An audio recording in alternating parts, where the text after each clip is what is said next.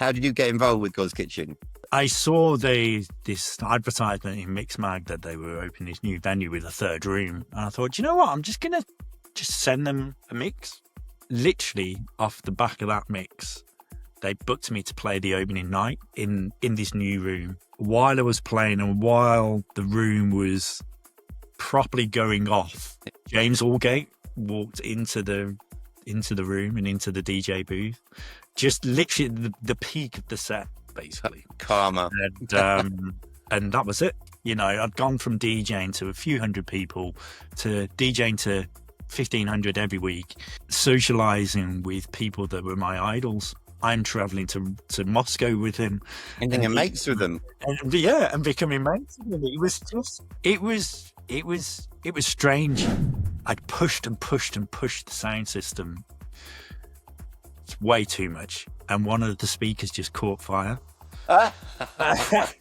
Jumped over the bar with a fire extinguisher, put it out, and then he comes over to me and he was, "You're in trouble, you are. Like, you're gonna they're not gonna be happy. It's a new venue, new sound system."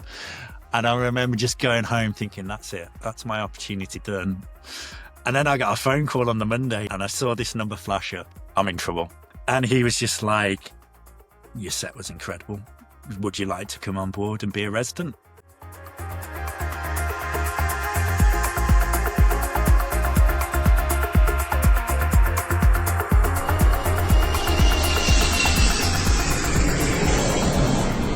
Paul, how are you? I'm very well, mate. Thank you very much. How are you? I am very excited. Obviously, we have Godskitchen literally coming up fast. It's just, I can't believe how quick the summer goes. It's just, oh God, it is. Everything goes super quick nowadays, I think. You know, like, everything is flying by. Especially when you get to our age. Yeah, exactly. You know, where are you originally from?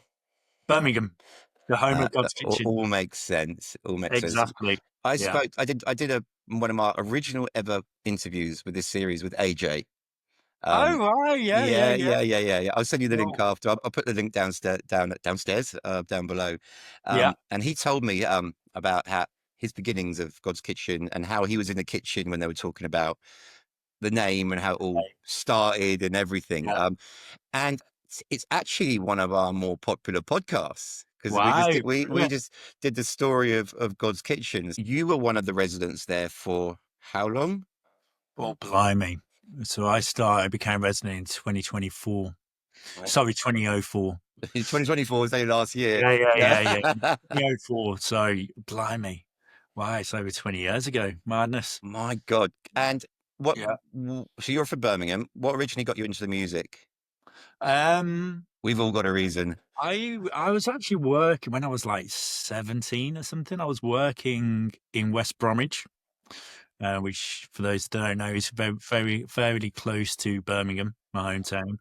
And I was working next door to a record shop, and this was like around the time of like 96, around train spotting time. Yep. And there was I just remember hearing train spotting and hearing all these, you know, Bedrock for What You Dream Of, and, you know, Underworld, Born Sleeping, these electronic tracks that I was a real Britpop lad back then, you know, and even these tracks, then going into this record shop and saying, these tracks are on Train Spotting, have you got anything like that? And that was it. They just passed me these records and my mind was just blown. And that was it. Out of Oasis into Underworld. It is fascinating you said that. As I said to you before this podcast, I spoke to Steve Mack yesterday. Yeah. He's working with Irvine Welsh. Oh, wow. Yeah, on music, doing stuff amazing. Together. Him and I think Dave Beer are doing some stuff. Yeah. And we were talking about record shops and how they were the filter of music. I mean, like, I remember when I used to go into a load of different shops, Unity, Blackbird, Bluebird, Swag, all these records over London. And I used to be in there all the time, every Saturday, as we all used to. But they used to get to know you, didn't they? Yeah. And they were like, they know and they were like, you'll love this. Exactly. Yeah. That now has gone. Yeah. That's complete. There is no filter anymore, and there should be a filter because there's so much music. And Steve was saying that there is a lot of music out there that's incredible that just doesn't even get looked at.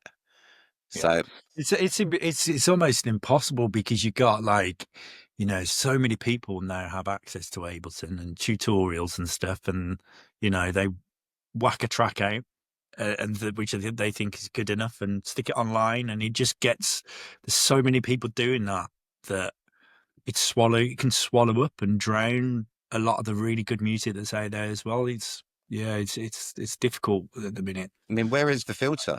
There isn't the filter, and I don't think there's those independent communities like hard house, trance, techno. It's everything seems to be chucked on Spotify under one kind of big umbrella, and there is still that community, like especially the trance community, and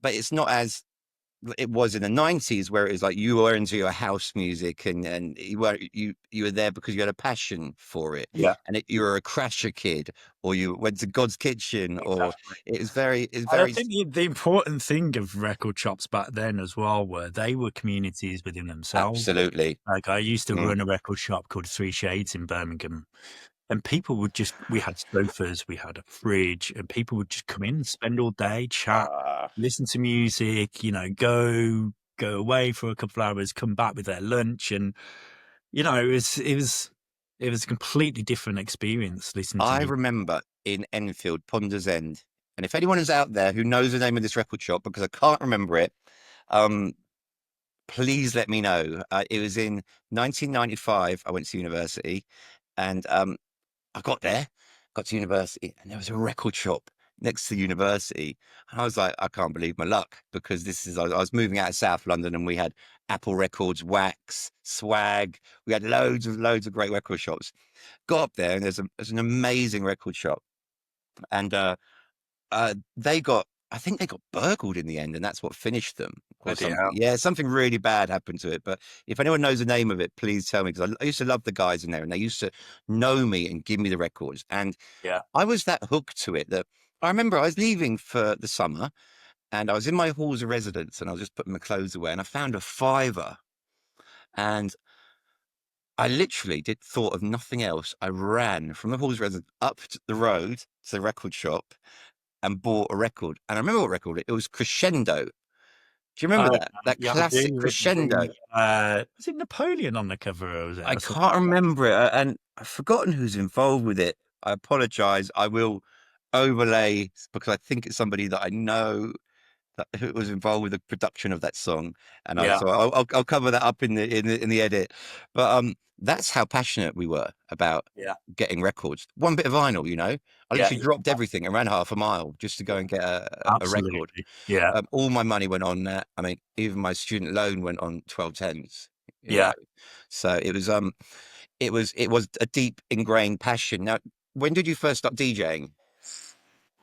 It was late 96 was when I first bought my first.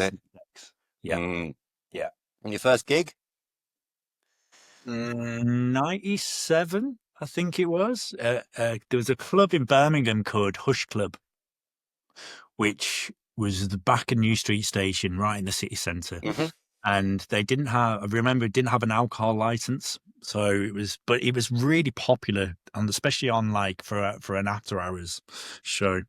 And I remember them booking me to play their Saturday night an opening, and I was so wet behind the ears that I was opening with triply tracks and just banging records with no thought process of what I should be playing or anything. No, I wasn't ready at all.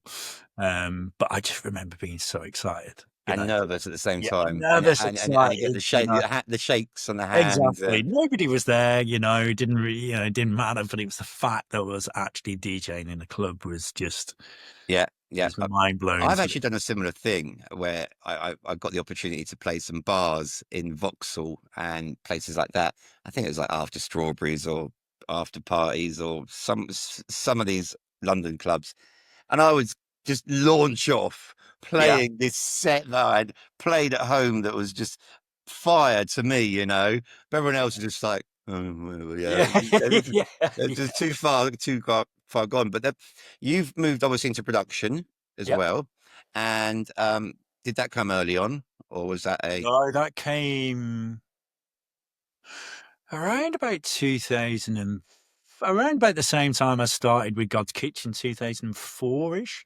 So I was, it was clear that around about that time in the early 2000s that it was moving away from a DJ-led world to a producer world. Oh, And that as a DJ, if you wanted to keep DJing and be successful, you had to release music. And that was the only reason why I started looking into making music. So when I used to run a record shop in Birmingham, and I used to, and one of my colleagues in there was Funk Agenda, who's obviously been on Tool Room Records and yeah, of stuff. course. So every Wednesday, I used to go back to his place, and I would just sit there and watch him make music and pick up everything. And, you know, that guy's a genius when it comes to making music.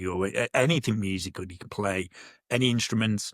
You know, he knows, he could, like, if you had a particular synth sound on a synth, he would know how to recreate that instantly. You know, and I'm talking about times where there was no YouTube tutorials. There was, you know, no way of anybody Nothing. telling you how to do these things. And he was, yeah.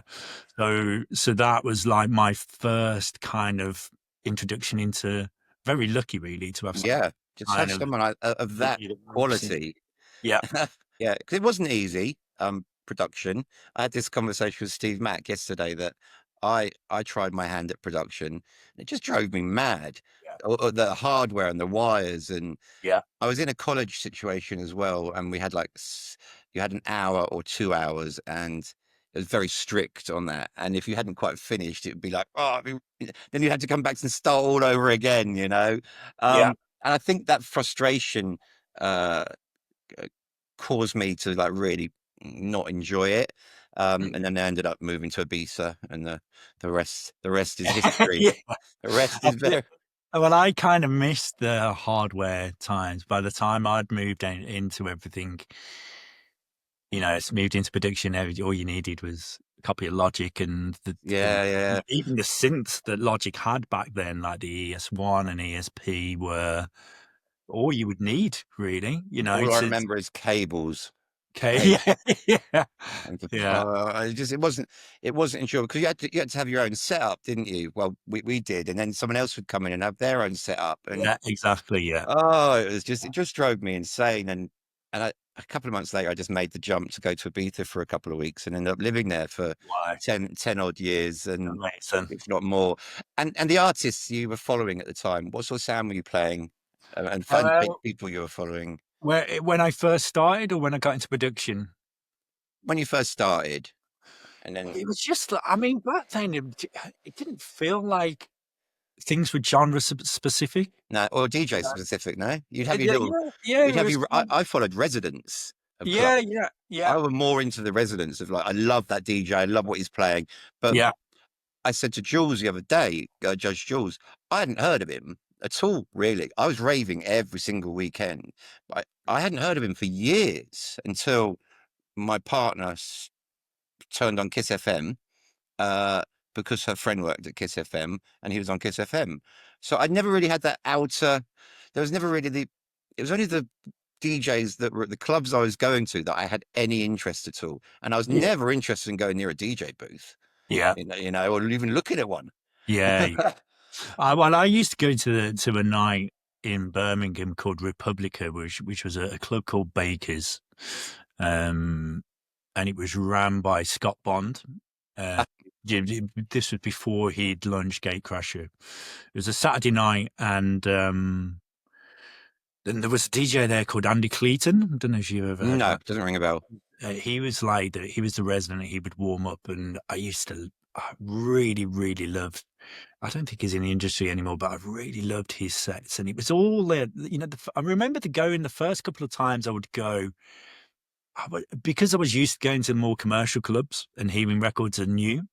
It was it was kind of more almost like an acquired taste going to like a real club, you know, like it was kind of, I had to get used to listening to music that I didn't know, but then all of a sudden it was just like, okay, this is incredible. You know, I don't know these records, don't know remember that feeling, but it's really, you know, it's having an impact. It's, you know, and I guess like, you know, Andy Clayton, I would say was one, Scott Bond was another. And then probably a little bit later, Tall Paul. I was a big Tall Paul fan. Yeah, he's great, isn't he? You know, he's a wonderful human being as well, you know. And great producer. Great producer. Great Awesome producer. producer, Yeah. you know. I see him yesterday dropping a video on socials of, I think it was James Hype, dropping Commisera to tens of thousands of people. Amazing. And his quote was 25 years later, I had no idea this would still have such a reaction still. And he was like, honestly, like blown away. But it's like the go-to tune if you want to. Oh, mate! If you want to, if the crowd's dipping a bit, whack that on. I played like a party for some friends, a friends' night in Birmingham recently, like kind of like more classic kind of stuff, you know, people all our age. And I opened with Rock the House, Tall Paul Rock the House, and it was just like another iconic record, you know.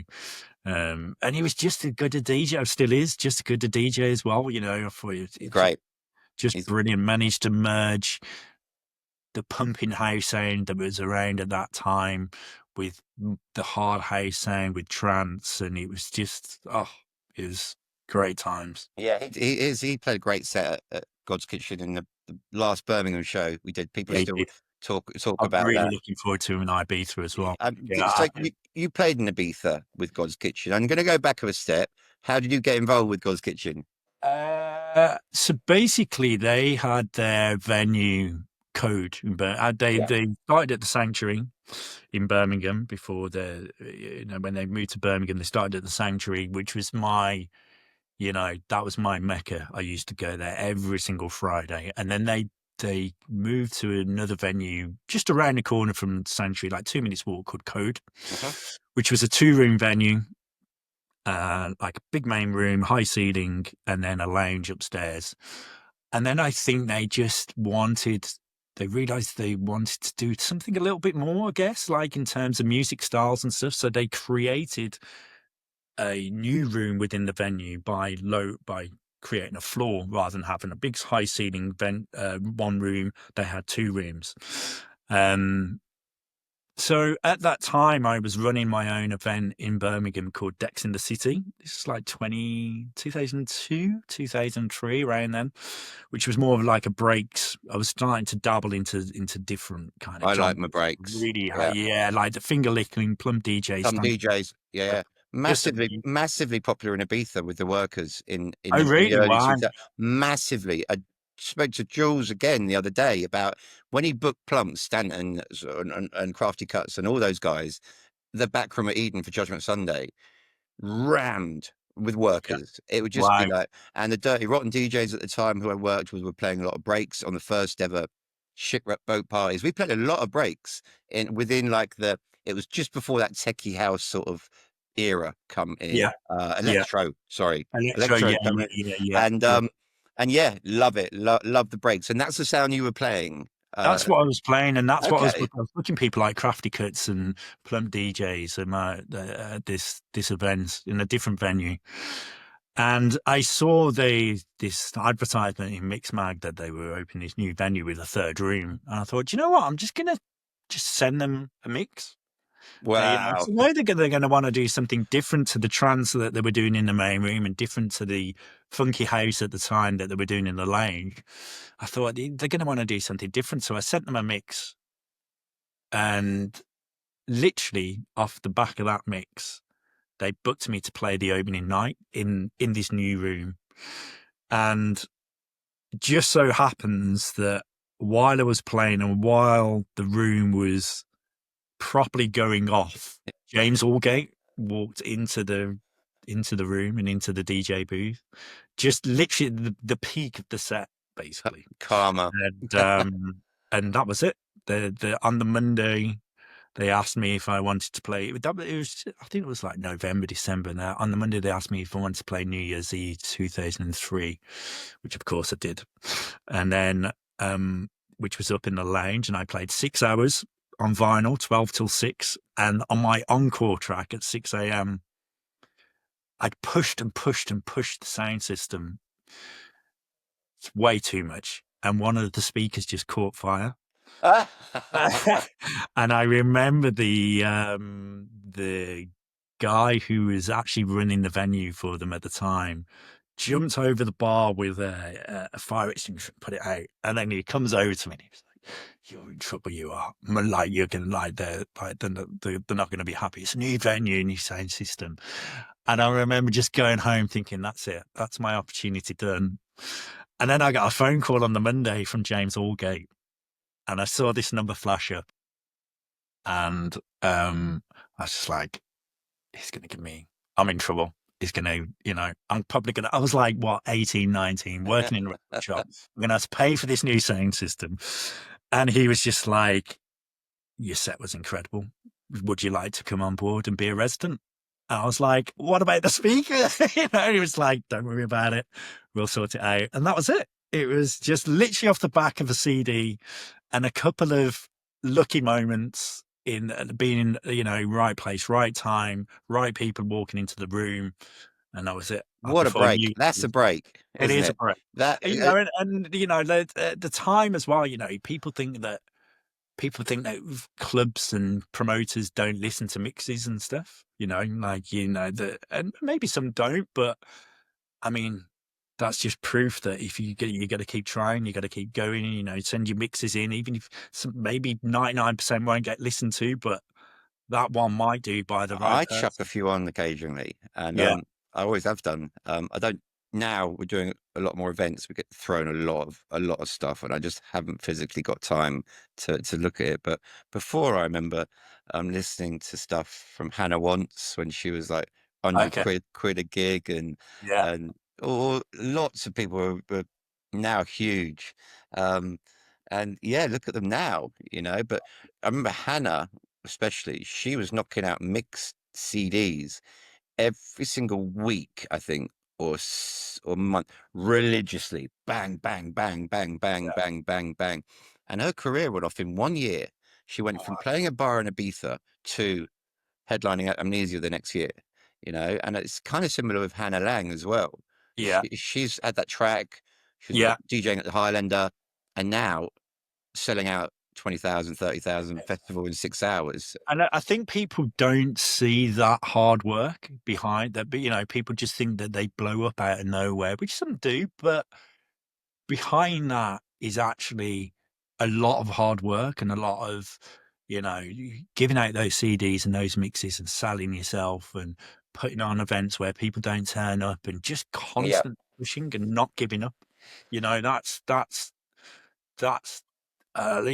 It's so important, I think, especially nowadays when there's so many other people, so much competition out there. Absolutely. When I first started DJing, there just wasn't that many people. The competition I had was my mates, and that was about it. But now it's just like everyone has access to equipment. The barrier has dropped down. 1210s weren't cheap. They were at least from Tottenham Court Road, 750 quid, and then the vinyl wasn't cheap either. But now you can do it off your phone. So with Godskitchen, it went very big, very fast, is now iconic. And what do you think it made it stand out from the rest of the brands that were operating in the UK at the time? Because it just took off, didn't it?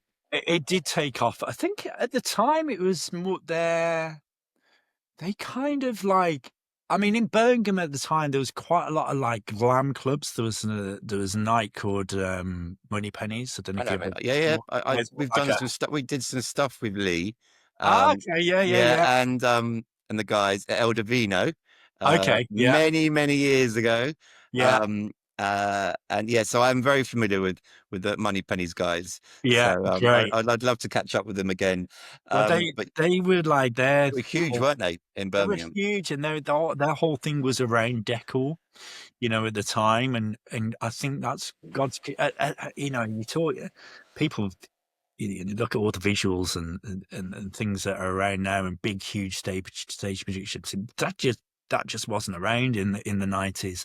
And I think God's Kitchen really took a hold of a, a visual experience, not what we're used to now, but dancers, amazing decor, and and having more of an experience behind. Yeah. AJ was saying A something night out. similar. He Yeah, was not saying that just, great music, great DJs, but also something visual to match as well. I think AJ that was saying something similar about how one of the partners was very musical. One of them was very creative. Like he had the red arrows flying over Global Gathering, yeah, and then he had a beach, and then there was exactly. loads of stuff that are well ahead of its time. But Yeah, World Dance were like that a little bit with some of the stuff that they did back in the rave era, and now it's just gone just yeah, crazy. yeah, And so you've obviously told me who gave you your break in God's Kitchen, yeah. and looking back, how much do you think that path with God's Kitchen has guided you since then? Oh, I mean, uh, I as much as I'd like to have tried, I don't think I would have had that opportunity to. Maybe you never know what's going to happen, but it was just so integral to my whole career, having that opportunity. Before that, I'd played a couple of shows abroad, and I was getting 200 people into my little night in Birmingham. But it was all of a sudden I had this level of exposure where I was literally DJing around the world for them in a matter of 3 or 4 Yeah, months. this is what And I it was going was to come just on to. You became like a global resident yeah. for God's Kitchen, flying all over the world. Yeah. So where did you go to? I mean, it was everywhere, wasn't it? I remember, Australia, Poland, you yeah, name it. I remember the first show. First show was in Moscow that I did with Tall Paul and Marco V, and I was still really getting used to being an international DJ. It was like, being a DJ that people had heard of. I'd gone from DJing to a few hundred people to DJing to 1,500 every week, and then socializing with people that were my idols. I Yeah. mentioned that Paul was, was one of my favorite DJs at the time. And then all of a sudden, I'm traveling to Moscow with him, And then and you're he, mates with them. and becoming mates with him. It was just, it was, it was, it was strange. I had to really try and keep my feet on the floor and try and be a little bit. I actually became quite reserved, I think, and quite inward in some ways of just trying to get so I could get my head around it a little bit more and not not let things get to my head a little bit. It was a crazy time, and then I was going to Argentina and Ukraine and all these places that I never thought I'd ever get to go to. It was Yeah. just it went quick, very quickly. I Yeah, identify with that reservedness, if that's a word. Because I remember when I was raving, I was raving every weekend. I was still actually quite inward. I wouldn't socialize. I'd be there for the music and just getting on it and just. But yeah, I used to be anxious of socializing with like the DJs or the promoters or the team, even though they all knew me and we got on and we were mates. I was still a little bit. I felt like I was a little level down, you know. yeah. I Uh, was exactly the same. yeah, It's almost like imposter syndrome where you think, this is it. I still yeah, suffer from it. yeah, I think deep down inside I still suffer from it. And years later, I'm now having like I get a phone call from people that were my absolute heroes for 10, 20 years who are now my mates. And yeah, I still tell them it's a bit weird. yeah, It's yeah, yeah. still weird you ringing me up. And I then was the same. Yeah, it's almost like I was felt like I wasn't worthy, worthy to be there. Almost in a mm, way, you got to remember I was like, 22. I was quite young, mm, 22, 23, just enjoying the party inside as well, and um,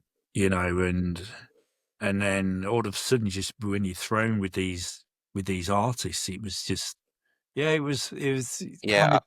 took your breath away a little bit. I was young as well. I mean, by the time I got to university at 18, I'd been raving for years. I mean, years and years and years. And I think the chemicals obviously do have an effect and make you a bit paranoid as well. Yeah. And so, but by the time I got to Ibiza in my early 20s, I'd been doing this shit for so many years.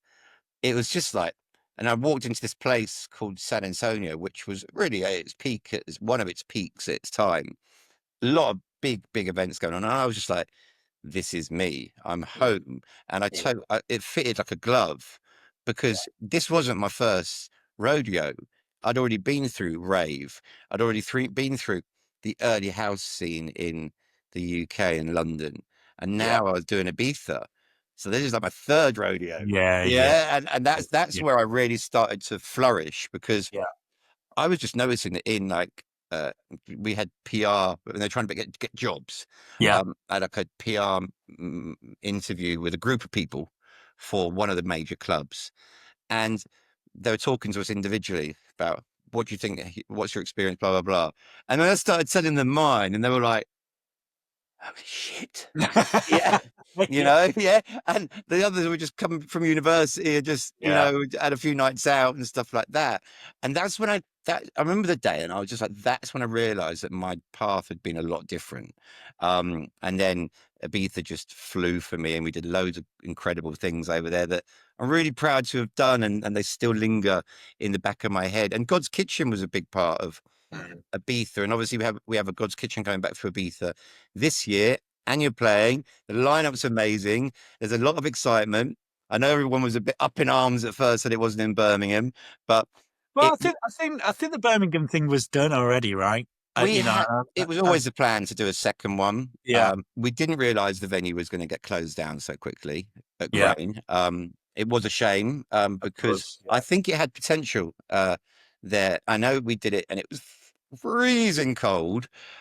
So cold that the CO2 cannons even froze. And it was seriously cold, actually. Yeah, and I mean, I live in Croatia, and oh my god, I was literally, I'm not used to that type of cold, and we sold out in 6 weeks. And do you know what, that place, if it was given a chance, it could have flown, because I know there was the stabbing there and everything, but you get stabbings, and then you hear of you hear of other venues with similar problems with a bit more weight, and they get away with it, but I don't know how it works. I never really get into the political side of things on this podcast because you can never win. You're right. I just wish it had that room to do another year. And we would no doubt have been back in there much sooner. But we'll give it an opportunity in Ibiza this year. If we don't do it now, exactly. And who's to say we're not coming back to the UK? Yeah, exactly. And I think that there needs to be a Godskitchen Ibiza story told as well at this point, because yes, of course, its spiritual home is Birmingham, and it always will. But Ibiza was still a really big part of the brand, at those times, and I remember seeing Paul, Fergie, Eddie, all these guys, Amnesia. We've got all them booked.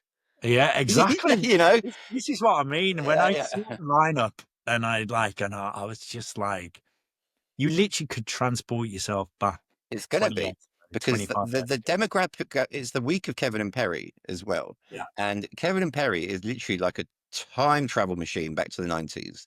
It is absolutely wild. And I've had people from countless messages say it was the best night they've ever had since the 90s for Kevin and Perry.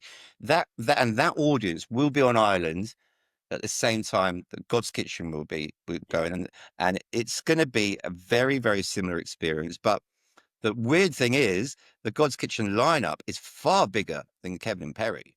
It's much more Eddie, Fergie, Van Dyke. It's just but the main room we've got the discotheque as well, which has got a bit more housey, because I think that's necessary.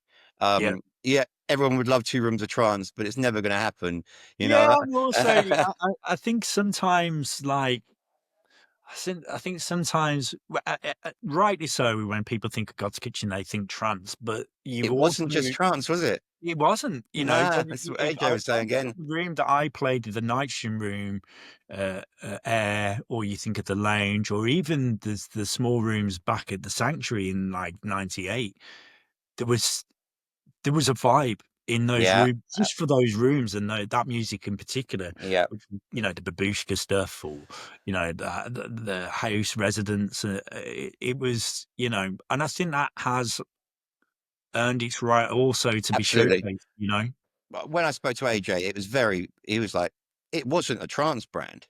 No. Yeah. It's just seen as that now, but Yeah. we've got to get, I think the Terrace is we've got a nice lineup, and it complements what's going on Yeah. in the main room, which the discotheque is known for trance. It's the I see it personally as the home of trance in Ibiza for Yeah. that Cream, God's Kitchen. So many things have happened in that main room related to trance. I mean, so I've seen some photos recently, and it's just like back in the day with no cameras, and it's just going crazy. And you can literally go back. You get that feeling when you go to Kevin and Perry. So God's Kitchen will be very, very similar to that, and I can't wait. And also, it's a time of year when the older demographic comes over, Yeah. and we find that we have very few phones in the air. Yeah. It's just like people are there to proper Exactly. party I again. know. So that even the people that I was clubbing with when I first started going to God's Kitchen in '98, they're coming. You know, people that used to go to Code, they used to go to Air, they used to go to Globe Gathering. There's so many, so many. It's just going to be. It's literally going to be like going back in time. It's going to be great. I mean, we were apprehensive when we were going to say we were going to go to Ibiza, because we knew we'd get that initial knockback of why isn't it in Birmingham? It's Mm. just like, okay, but a couple of weeks later, all of that dissipated, Yeah, and the yeah, excitement. And then when they started dropping the lineup, everyone was just like, yeah, oh, oh, yeah, right, this is proper, yeah. this is, Exactly. and also we were really wanted to adapt the lineup for Ibiza. Like, we didn't have Fergie or Eddie in Birmingham, Yeah, and various other artists. So this is another phase, and if it goes well, where are we going after there? It's gonna be great. And yeah, obviously I've seen you talk about it before. You global gatherings. You're a big part of global as well, yes? yeah. I was. Yeah, it was.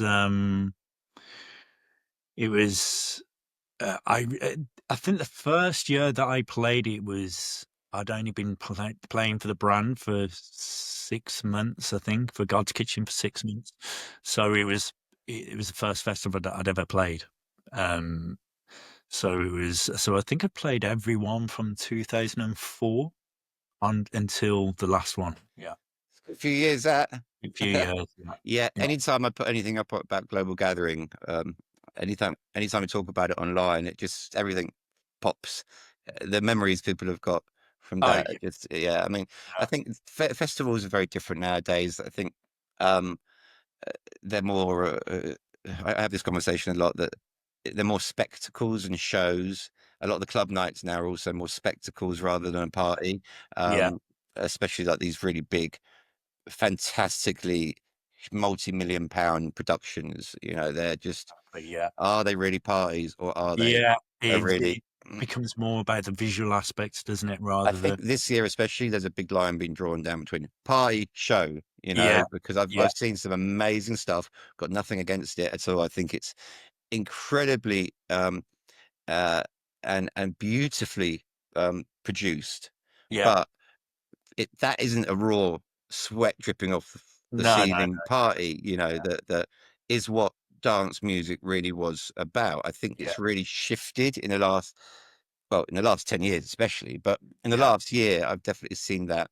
And it'll be interesting to see after the tragedy at Tomorrowlands yesterday, with their Yeah, fire. They had a fire at the yeah, on the main stage.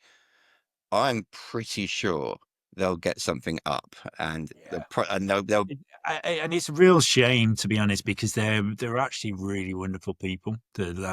We did a stage there for I think 3 years, and what really struck me about those guys is they treat every single DJ the same, whether it's me, on the lower level, or whether it is somebody like Cole Cox or whoever. Everybody's treated exactly the same. And they're really approachable, really polite, wonderful people. So it's a real shame, to be honest, that it's a really super friendly festival as well, yeah. like really, really good, feel good vibe. I'm So just glad that no one appears to be hurt, no, which was great. But these things happen. I mean, they do, yeah, what people have got to understand about the music industry is probably being an event promoter is now, post-COVID, the most risky business and stressful business to be in. It is horrible. yeah, I mean, it it's is. because it can literally change. The landscape can change overnight. I don't think there's another industry like it where things can, like you said, can literally change overnight. It's just a constantly moving. If you think how many peaks and troughs and directions that we've taken in it, like just alone, Yeah. it just constantly moves all the time. I'm used to sleepless nights now, and just the anxiety and yeah, it's you get a few bad gigs and you're not nowadays you're not losing a couple of grand, you're losing a lot of money, and if you had two, three, four of those in a row, you're Yeah, in trouble, yeah, yeah, unless you're a conglomerate, uh, exactly. Yeah, you yeah, know. yeah, And look at who controls the majority of the music business now, and the festivals. They're big festival yeah, corporate businesses, and they could afford to make losses yeah. because overall, at the end of the year, they will make that amount, Exactly. because they own so much. So for independents like us, it's yeah, there's a lot more sleepless Yeah, yeah, nights. yeah. What was the most so your memories from Global Gathering? Um, how different was Global compared to just like normal God's Kitchen? I mean, it was just such a completely different scale. It was obviously there was so many more people. There were so many different styles covered. You used to Even have drum and bass and stuff drum like and that, weren't bass, they? Yeah. right-minded, and then later on it was the Electricity Festival. I think it was just, it was a completely different. It almost felt like a different, same kind of vibe because obviously there's people were the same people that were involved and wanting to deliver you know, a top level show as they would have with God's Kitchen, but it was just such a scale that was just, you know, just so different to anything else that I was used to at that time. I'd only ever been to maybe a couple of festivals before that I'd even played at a global gathering. So yeah, it was And vast. I think there wasn't that many of them as well, Yeah, it compared to wasn't. nowadays. There's No, hundreds. there wasn't. And There was just going back to Tomorrowland, I'm just putting this out there now. It happened yesterday. I bet they pulled something off yeah. that's gonna be I've seen over here where I live in Croatia with the open air clubs, them literally build a club overnight after it's been hit by a bad storm. Right, I yeah, bet yeah, they managed to pull something off yeah. that's going to get the whole global I industry I re talking. I remember there being some pretty hairy moments with rain Yeah, yeah. for Global Gathering back in the day, and I remember the doors not being able to open while firemen walk around checking how much mud there is everything tied up properly, what happens if there's this amount of wind, and And that the was back panic. then. Yeah, exactly, the panic that must have the guys, all the guys behind the scenes that they must have been going through when things like that happen. It's just, you know, It's incredibly it's the sort of level of stress that can make you ill, yeah, without a doubt. I mean, I've been close on being ill several times over the years with the yeah, pressure of just being an event promoter, and I don't even have to deal with the agents. yeah, So, exactly, and the management side, my yeah, partner Nick does all that, and yeah, and that's a whole different load of stress the money side of it, and what happens if you've got cancellations or this and that. Exactly. Yeah. Because you can't help it sometimes. You You can't. literally can't help it. And then Yeah. your audience, whether they're lovely or not, you're always going to get that percentage that don't give a fuck and Exactly. they're going to go at you. How dare Exactly. you ruin my holiday? How dare you ruin my weekend? Exactly. You know, It's if you like, think oh, like, sorry. you know what the UK is like with the you know, you cannot predict anything here in terms of the weather. And if you know you've got like a torrential storm happening that closes the festival, the punters don't care. They're like, It's oh, it, what am I going to do? Where am I going to party? Where do I get my, absolutely, yeah. you know, It's, and I get as well, you know, everyone plans their weekends and stuff, but it's I not easy think to, there's a lot more to sometimes there's a lot more to cancellations than people see as well. People will just see, oh, they're cancelled. It's got to be low sales. Bullshit. It can be a lot. It can of be course you can, yeah, yeah, venue issues. It can be um, the local council's pulled your license. It yeah, can be a whole multitude of yeah, complicated variables yeah, all coming together to make exactly, the perfect storm. And exactly, then people go, I want my refund in yeah, 10 hours yeah, now. And I'm just like, exactly. oh, And I think what a lot of people don't realize is canceling an event is the absolute last resort for a it's promoter. horrendous. It's you know, sometimes I think people think that the promoters almost want to do it, and it's so far away from that. You know, it's the last thing they want to do 6 months of planning, yeah, yeah, some of these events, exactly, yeah, money invested. You're yeah, going to lose a huge amount of money on cancellations, money that has already been spent out, yeah, promo. You are in debt, yeah, no matter what, and it's exactly. not going to get any better. Right. You And know, the knock-on effects that it'll have on your brand as well, you know, it's not good for anybody. yeah, Nobody wants to, you know, have a show cancelled or anything. yeah, and sometimes you don't want to. You aren't in a position to discuss the details to the whole world, Yeah. and then people go, why aren't you being more transparent? It's just, we can't be, No, you know, yeah, I think that is a really big thing. I mean, looking at it now, if my son or daughter ever says, I'm going to get into the event business, I will literally, I will literally go, no, you're not. yeah. You're absolutely not. My dad did it. I did it. Yeah. You're Do going something no, else. you're going nowhere near it. I'll show you a clip. I'll lay it over here. My 4-year-old has got a passion for trance, Oh, and wow. yeah, he loved it. I like trance. I've got Yeah, like a real. I think it's an amazingly well created music. I've always loved it, but he found my headphones and put them on after being to the gym, and it had this. He calls it gym music, and yeah, I've got a small DDJ 200. Those tiny little. I got given it by Pioneer as we were running a DJ equipment website a few years ago, and I came in last night and I found him with the music on the side trance with him on a DDJ 200. He's 4. I'm wow. just like, oh no, where Yeah, is this going? brilliant. I That's know. I'll let the video's great. I'll put it on top of this conversation. yeah, Um, but yeah, it is a brutal industry to be in, especially post COVID, uh, because the sales they don't come through till the last week now. yeah, I mean, we have noticed, but obviously we track our data from year to year to year to year to year. 2019 before, plenty of pre-sales, plenty of confidence in events. Post COVID, you're talking about there's like a 90% drop off of that. wow, And so you don't know whether you're gonna be okay until the week of the event or even the night of the event. wow, yeah. Last minute.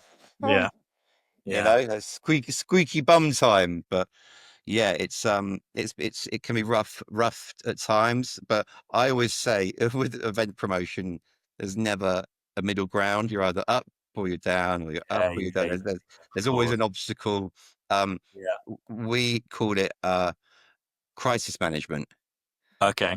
you know, because it is literally like Cool. crisis management, isn't it? Yeah. Something's always going to happen. You know, on the night itself, a DJ doesn't turn up. What happens? He's stuck in an airport in the middle of China, you know, and he's not going to get here. People are coming to see it, and then something goes wrong, and then you've got something to put out on social media, and it's just like one thing after another. But and we do it all over again.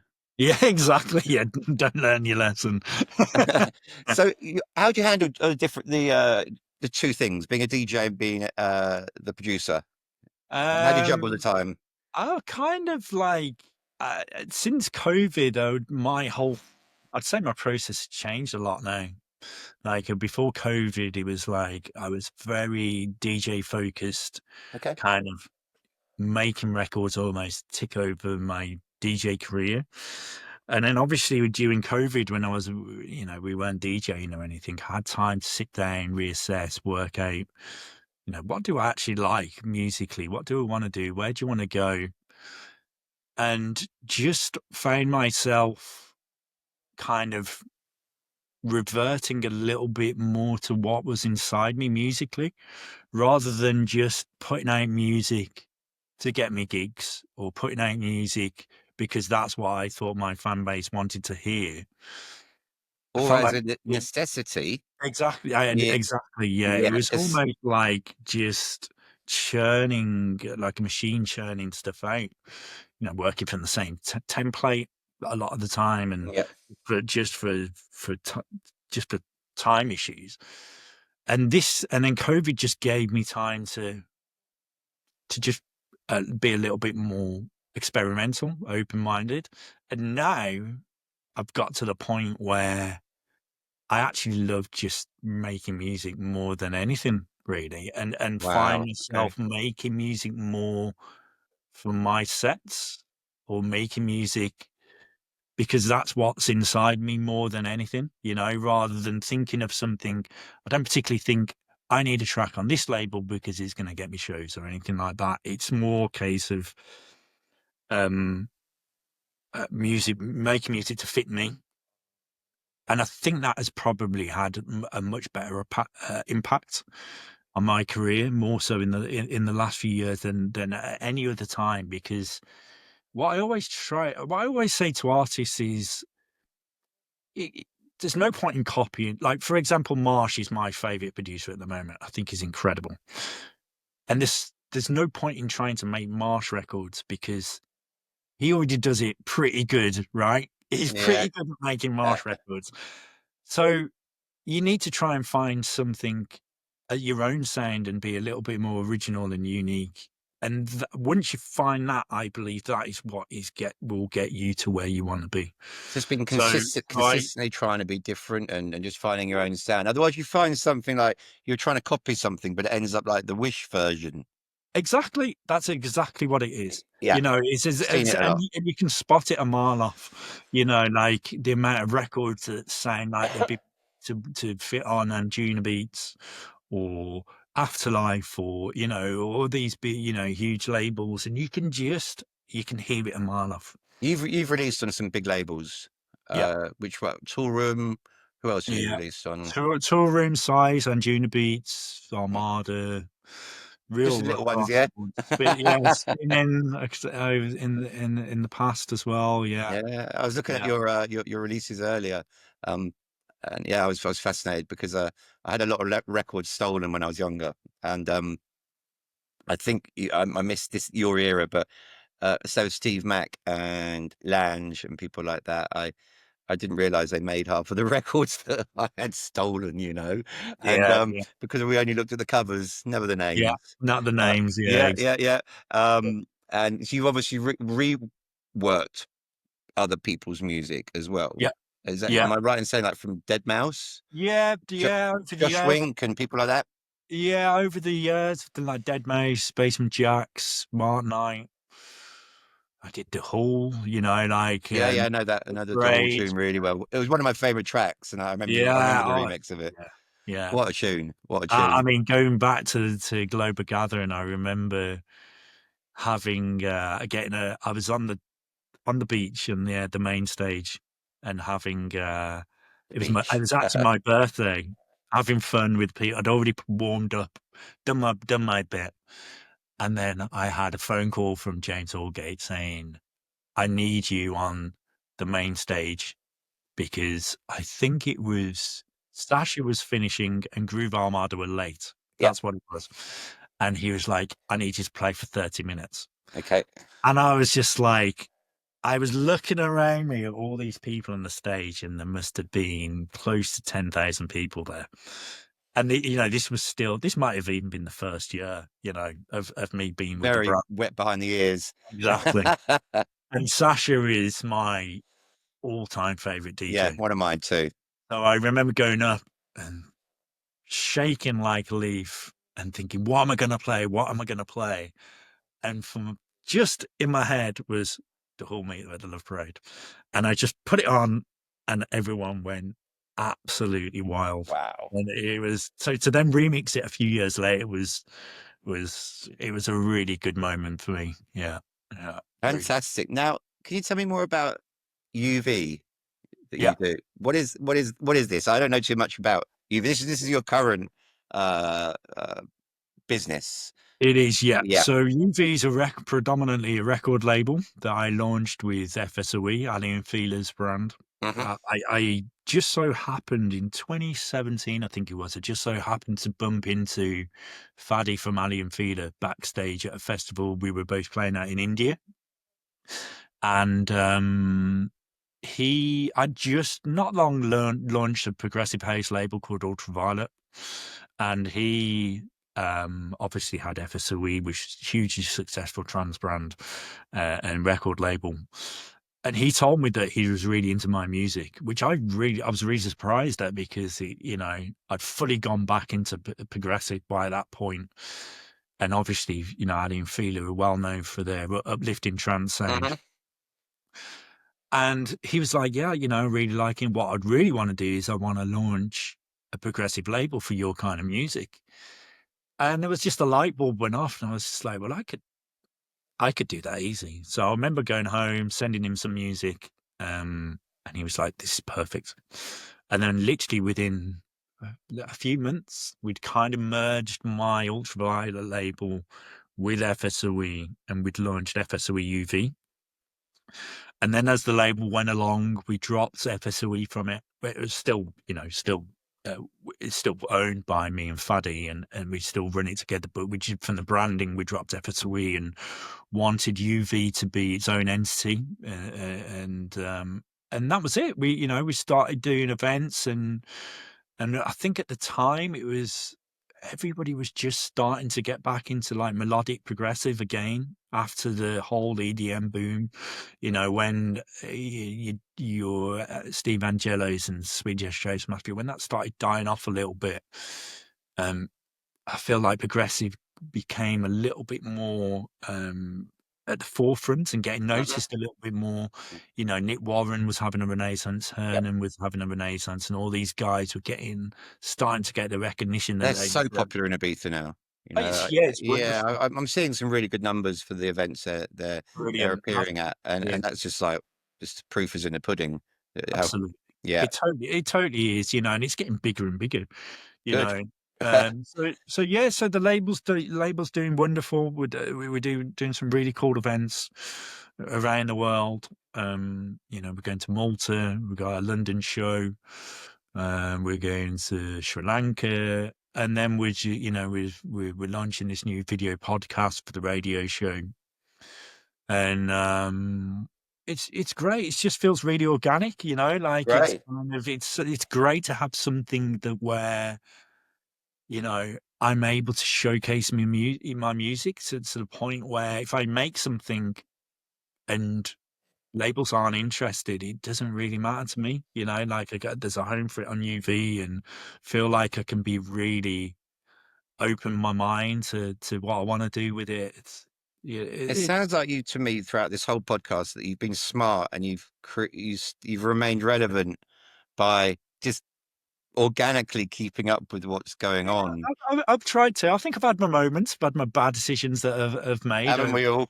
Yeah, exactly. You know, that I've made, and you just have to learn from them. You know, like, and make sure you don't do those again. And I'll Well, probably have made mistakes again. music's a minefield. It's an Yeah, it totally absolute is. Yeah, minefield. It is it totally without is. doubt the toughest industry I can think of. That and fashion, Yeah, I think, are pretty much head to head. yeah, It's such a tough industry, it filled is. with ego, Yeah, filled with the wrong things. I'm not going to go political, but you know what I mean. And it can be really tough, you it know, can be. Yeah. and to break through and get your product out there cleanly and organically Mm. is tough going. So you Yeah. have to have a It is tough going, and I think a lot of it is down to a lot of it is experience, and and just knowing the right people and knowing the right people, but also a lot of it. What I've really felt in um the last couple of years is not caring yeah. is also key, which sounds I've weird. kind of got to that stage now. I Yeah, actually, do you know what? Sometimes I don't give a fuck anymore. It's just like, exactly. it is that petty that I Yeah, just don't care. You know, yeah, some of the stuff that goes on, yeah, and you're just like, really? yeah.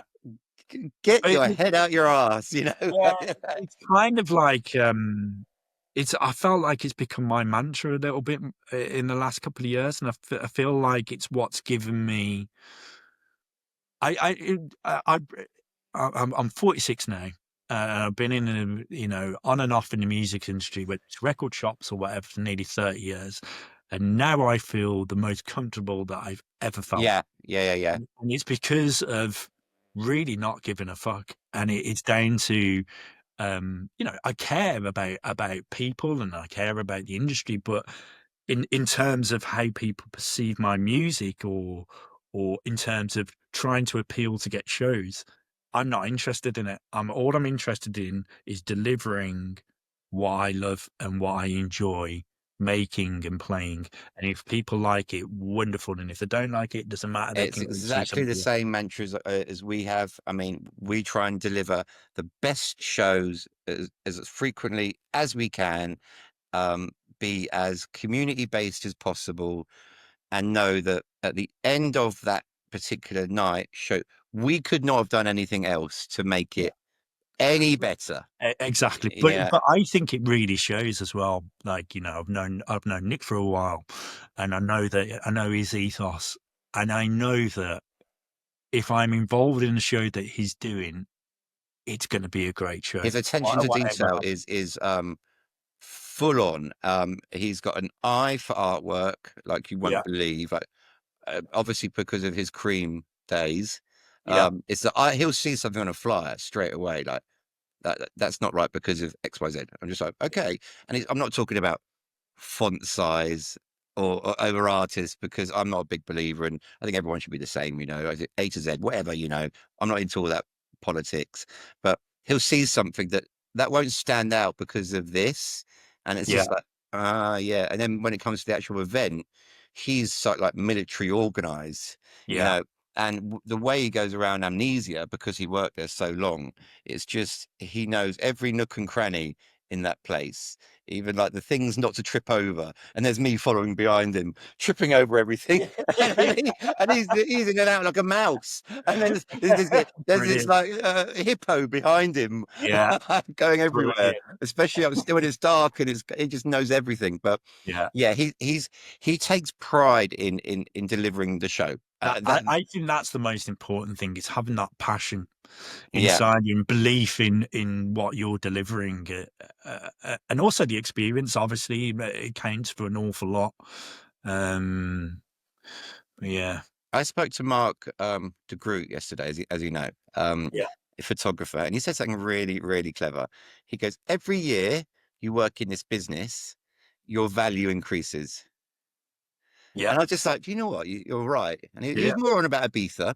He was on the more seasons you do in Ibiza, the more your value increases. And I was just like, never really thought about it like that. But I mean, if you've got a promoter who's been doing this for 30 years successfully and is still there, you should listen to them, yeah, especially some venues, especially yeah, some people that are a bit fresher, you know, take on their advice, listen to them, because I know it's a social media world, but anyone can promote an event on social media, but maybe there is some reason that those people have been doing it for so long. It's a long time. Yeah. And It's some invaluable. It really is. It's so, just going through all those experiences over the years and making the mistakes, anyone can be a promoter. Yeah. Anyone can be a DJ. Anyone can be this, but I think to survive those ups and downs and the car crashes and and then to come back is because it is brutal. It is brutal, honestly. The stresses we've had over the years, it turned me to drink in Ibiza, literally.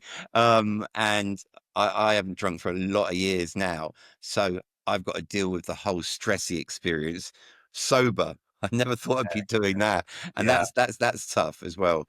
But yeah, what advice would you give to a young DJ or producer trying to break through now in 2025? Be unique. There Be we go. unique and work on your sound and take influence from people and take inspiration from people. But there's a lot of direct copying that goes on. There's a lot of to try and fit in, and and that is the wrong way of looking at things. I don't think, I don't think the people that really stand out, the people that do something different. It's in production, more than anything, people that create new sounds and new vibes um and that have a uniqueness to their sound. That's Yeah. to me, that is what's going to get you Look at noticed. the early Fatboy Slim stuff, the early Dead Mouse stuff. It's unique, as you 100%. as you say, and that was 20 years ago. So, Exactly. and Yeah. that's still, that mantra still follows through now. Yeah. What do you think? I'm going to ask this because it's becoming quite prominent actually now. AI in music. What effect do you think is going to happen? Because it's affecting all creative areas. I think there needs to be some kind of I think the big platforms like Spotify and Apple Music and these guys, they need to have A blocket, a blocker of sorts. something's going to happen because you've got artists that have dedicated their lives to learning a craft that could just become obsolete. I've got to be honest, and maybe it's my age, but AI terrifies me in lots of ways. In some ways, great, obviously, it helps society in many ways, but I as with a lot of these things with new technology, I find myself being more cautious. I'm going the other way. I'm going into it. I'm befriending it because I've seen the power of what it can do, and I work in the digital space, and this shit's only just starting. And what I've seen recently, especially visually, videos, things like that, you can't tell the difference between whether that being a Hollywood movie Yeah. or it being AI. Yeah. And it is amazing. And I explained to you before the podcast that YouTube are now having to make policies where AI content, to a certain extent, is not allowed anymore, is not monetizable because it's just being flooded Yeah. by new channels, new AI stuff. I think you could still have like AI voices narrating, and you can have certain AI aspects as long as it provides value to the audience. Because advertisers don't want to put their adverts over a load of shitty AI video. So they're already making moves in the YouTube space, and I think Google is screwed because I think there's like the the the rise in AI websites over the last 2 years is just, I mean, the Google algorithm rankings just don't make sense anymore.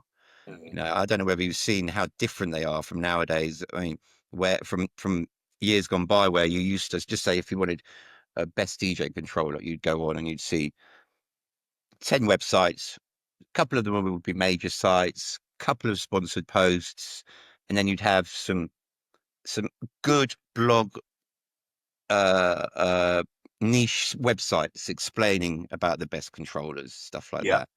Now you're getting like the New York Times talking about controllers, or Reddit, because it's now owned by Google, Yeah. or YouTube videos, or so the top 6 or 7, you've got advert, corporate, Reddit, Yeah. YouTube, Yeah. and it's just like it doesn't feel right Yeah. anymore. And I think that's where the AI search engines, ChatGPT, Google Discovery, and all of I think that's where it's going to go now. Yeah. I think Google have been kind of left behind a little bit Yeah. personally. Yeah. I don't trust the Google rankings at all anymore. I certainly wouldn't go there for information first Yeah. now. And I think they've kind of been, I don't know, but they've done, when we were running websites, we saw a few of their updates, and it killed a couple of our websites, Yeah. just because we were completely just knocked out of the top 100 completely Wow. overnight. Bloody hell. So yeah, it's scary stuff. And that was around when the AI stuff started coming in. And I Yeah. think they were kind of preparing for AI, but they didn't prepare in the correct way, I don't think. And they got rid of a lot of the good quality sites. Yeah. And just so you've got like the Washington Post, and if you ever look at it now or anything, you'll just have like big corporate publishers Yeah. being at the top, and it's you don't have that, like, that authentic Yeah. website. So they've gone now, Yeah. which is such a shame. So we have Did it? kind of, as an office, we've embraced AI Yeah. now, because I Yeah, don't want I need to, as in that kind of sense. I think there's lots of ways that I think AI could make a lot of things more streamlined for sure. But I think when it comes to creating music, to. yeah, I'm not a fan at all. No, And I'm I don't know how easy it's going to be to police in terms of whether you'd have to. I don't know. I don't know how it's policed, but there's no way that I would sign a record that had been, if I knew it was AI produced, for example. yeah, yeah. I mean, they've got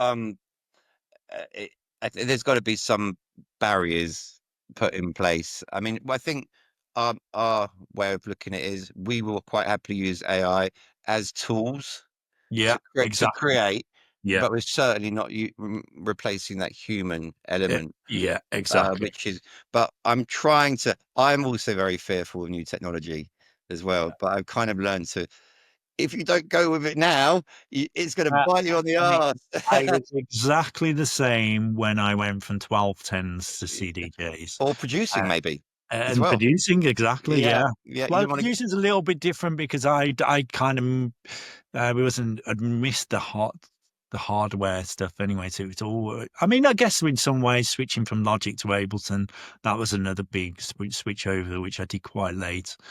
Um, um, but yeah, I mean, even like switching from CDJs to USBs and yeah, I've always been quite late when it comes to yeah. things I'm clinging on in a way. I'm definitely not with AI. It does scare the living the hell out of me because it's not regulated. Yeah, That does scare me, but I'm certainly not going to be left behind when it yeah, comes to it, because I think it's going to be a game changer. yeah, And also, when you use it right, it does make things a lot quicker, a lot more yeah, simpler, a lot more exactly. streamlined. You can use it in everyday life. Yeah, And as far as creating an event or creating a DJ set or creating a record, I don't think it can replace trends yeah, or where what people will like. yeah. But I think it can help maybe in some certain aspects. I don't know what yet, but I'm not in the. Interesting. My son's going to university in September to study computer science, and every university that we visited, all of them said they will be embracing AI for the students to use. They have to. They Yeah, have to. They're going to be left behind. And you yeah. know what? By the time they leave the university, it'll be all be out of date. Exactly, exactly, All be out of date. exactly. Yeah, We as I said, we used to run a lot of websites, and we were always really on it when it comes to SEO and just various things within the internet world, and it was always changing. It was always moving. It was always moving, and before you knew it, you'd see people using tactics from the 2 years out of date.